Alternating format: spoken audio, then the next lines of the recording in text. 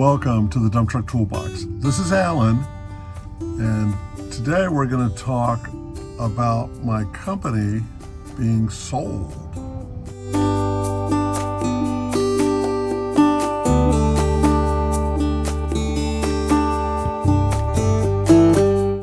Thank you for joining me on the channel today. On Friday, we had an all-hands meeting, and I am apparently very naive in our organization's strategic direction. I came in thinking it was going to be about the employee stock ownership plan, and there'd be, oh yes, we're doing great, high profits, and your shares are going up in value. Well, that's all true, but that wasn't what the meeting was about.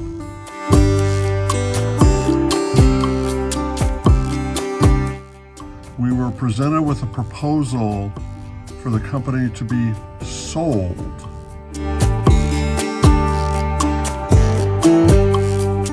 Let me give a little detail and then my reaction. So we are in a 100% employee-owned company. We have an employee stock ownership plan, and so we own the company. The employees own the company.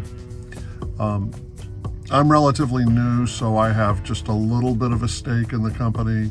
An ESOP company is great at a number of things. It's a great way for motivating employees. It's a great way for employees to share in the financial fortunes of the business, and I'm totally on board with those things. One of the things that was mentioned is ESOP. Construction companies especially sometimes have trouble raising capital. I'm currently sitting in a 19-year-old dump truck, and I enjoy driving it, so don't get me wrong.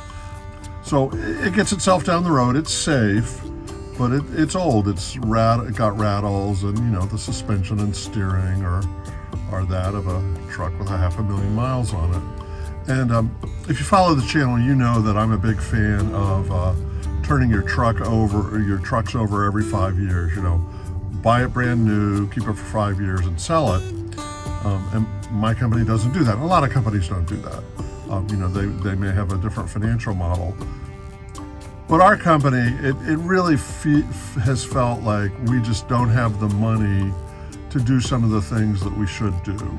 And so we were approached by a much larger company, and I'm not going to give any more detail than that.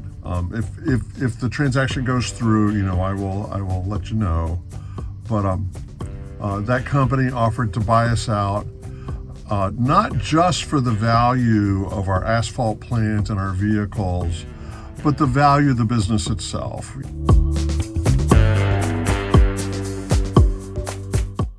Any external company, I'm speaking now as a former professor of business, any external company looking at us would say, yeah, there's a lot of value there.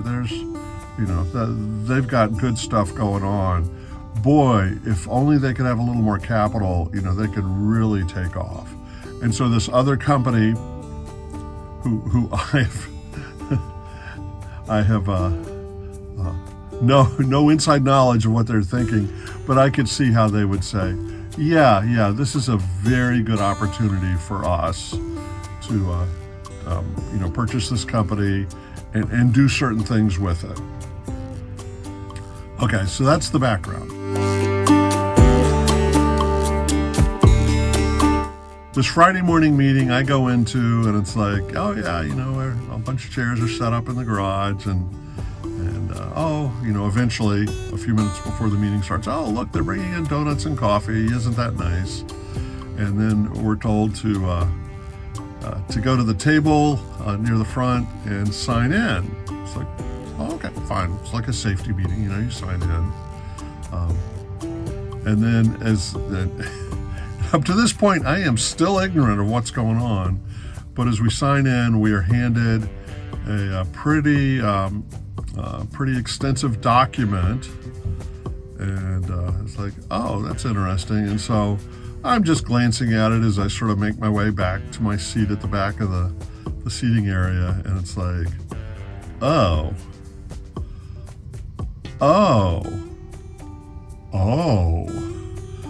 and I sit down and I read it, and it's like, wow, that is totally out of the blue.